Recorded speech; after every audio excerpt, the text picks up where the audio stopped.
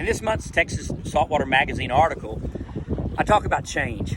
Most people refer to it as transition. That's really a word that myself and a lot of fishing guides that I know really hate, because the real truth of the matter is fish are in a state of change all throughout the year, not just in the fall season. So they're changing throughout the seasons, throughout the day, throughout the hour maybe.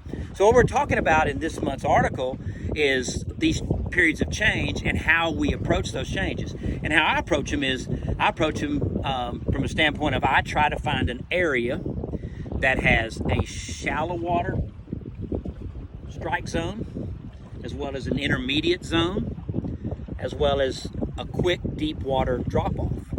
Okay, so basically what you have here are 3 different zones. But the key here is they're all in close proximity to one another. So I can virtually hit all 3 zones by positioning myself in the right position to hit those 3 zones.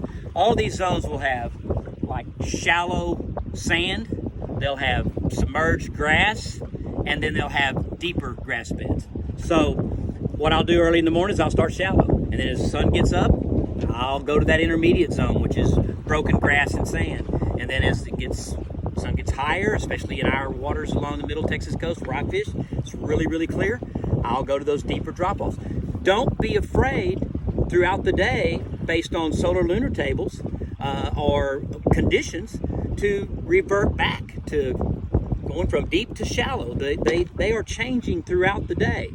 As always, take your favorite lure, one you got the most confidence in. Get out on a windward spoil, which is a spoil we're on, or a windward shoreline. Position yourself at an angle so that you can cast all 3 of these zones and put your favorite lure to work. Y'all know what my favorite lures are, so I don't have to go through that and tell you.